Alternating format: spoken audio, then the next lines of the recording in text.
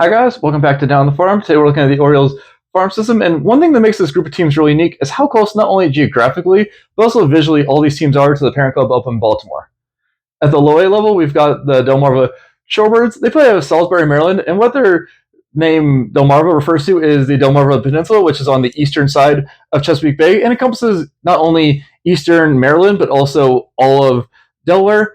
The term shorebirds doesn't refer to any species in particular, but is rather just a generalized term. They basically created an image of a bird and applied the Orioles colors to it, which I think is really smart because you can't exactly take a blue jay, spray paint it orange, and call yourself the Delmarva Orange Jays. One thing that I do wish they changed is I wish that their jerseys were in cursive instead of print lettering, but overall, I think they played it safe and they did a good job. They went avian, they kept the Orioles colors, and I think that's about all I can hope for at the low A level. At the high level, we've got a team called the Frederick Keys. They play out of Frederick, Maryland, and they're named after Francis Scott Key, who wrote the poem The Defense of Fort McHenry, which, when set to music, later became the Star-Spangled Banner, i.e. the U.S. national anthem. Their jerseys look like the Orioles, just with the word Keys in cursive. Their hats feature this really cool F logo that has a key worked into it. And as a Jeopardy fan, anytime you have a resident who basically is an answer that I can't wait to buzz in on, you're going to make me pretty happy. At the Double A level, the Orioles have a team called the Chesapeake Baysox. They play out of Bowie, Maryland, and up until 2024, they were actually called the Bowie Baysox, but their internal digital data actually revealed that their fan base was far more regionalized than localized. Their primary logo features a turquoise crab carrying a Maryland flag, and it's a really fun logo that gives you a real distinct sense of place. I like their secondary logo better, which features a bee on some waves, but if I'm being honest, that thing is more of a Bowie logo than a Chesapeake Bay logo. I think my biggest nitpick with this team is the team name Chesapeake Baysox, because at this point, Sox is just shorthand for baseball team. So the team is more or less called the Chesapeake Bay baseball team. And it's not that it's bad, it's more that it's so close to being really good. That crab just needs a little spice, a little Old Bay to that buttery logo.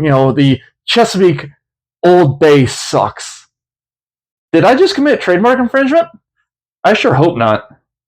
At the AAA level, the Orioles have a team called the Norfolk Tides, who play out of Norfolk, Virginia, which is a full 4-hour drive away from Baltimore, the farthest away of their minor league teams. This team has a really fun primary logo that features this really aggressive seahorse carrying a trident made out of a speared N, which they actually use as a distinct logo on its own on their caps. Their primary color is this really fun off green that they call tidal green, and they use it on a lot of their merch. The only little thing that I would say about this team is I think their logos and their brand is stronger than their primary uniforms, and they do have some fun alternate uniforms, notably this really fun tidal wave T jersey that they wear sometimes. They have a very 70s inspired orange and blue with the word Tides in vertical going down the right side. That's really fun. Then they have this jersey they're calling their Tribute to Special Warfare jersey. That's this blacked out jersey that features the word Norfolk basically in relief off of what would look like a ping on a radar screen. I think that jersey is really fun. And then they have their Tribute to Norfolk jersey, which features the area's airport code, ORF, on the jersey, along with an azalea, which is a nod to their botanical gardens that were started with 5,000 azaleas. And don't give my wife any ideas. I think the most impressive thing about the Tides is how strong their brand is, that it stands up on its own and almost doesn't need a major league team. And I think that's pretty cool, and I think that's awesome, and that's all I have for today. And until next time, see you guys around.